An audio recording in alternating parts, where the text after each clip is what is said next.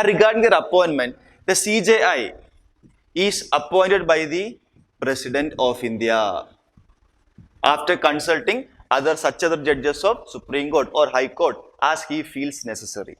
Okay, but Supreme Court later ruled that the senior-most judge of Supreme Court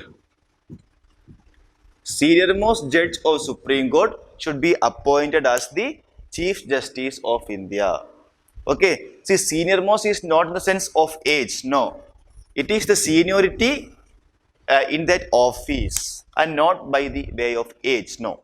So, Supreme Court ruled that the senior-most judge of Supreme Court should be appointed as the Chief Justice, and it is appointed by the President of India.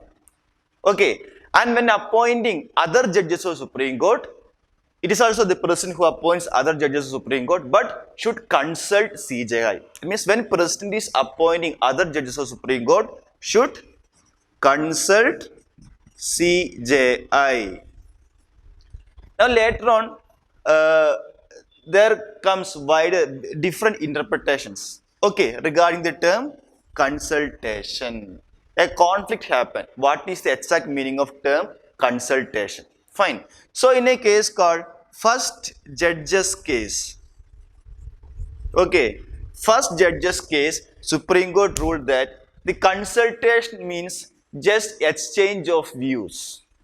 Okay, and first judge's case, Supreme Court said that the recommendation of CJI is not binding on the President. In the first judge's case, Supreme Court said that the term consultation. See, why we are interpreting this term consultation? Because Constitution says that when appointing other judges of Supreme Court, President has to consult Chief Justice of India. Okay, so in first judge's cases, Supreme Court said that consultation means just exchange of views, and the recommendation of CJI is not binding on the President. Fine, but see, in second judge's case, Supreme Court overruled that earlier opinion and said that here consultation means the views of CJI is binding on the President regarding the appointment of Supreme Court judges.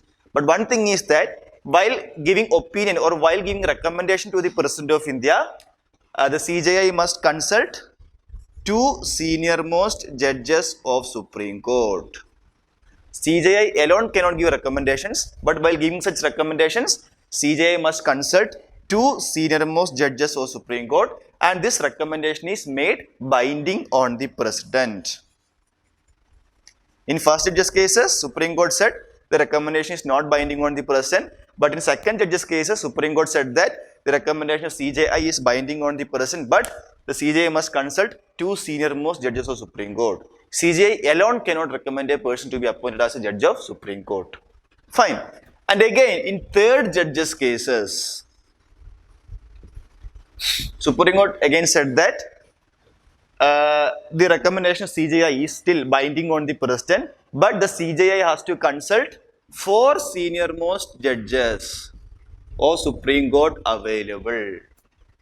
Here it was to consult two senior-most judges, but in third judge's cases, Supreme Court said that the CJI has to consult four senior-most judges, and this recommendation of CJI is binding on the President. That means whoever the CJI recommends the President to appoint as a Supreme Court judge, then after consulting four senior-most judges, then the President should appoint that person. This form of appointment is called collegium system.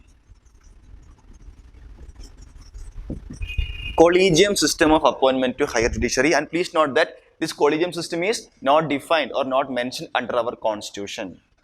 This is followed as a practice.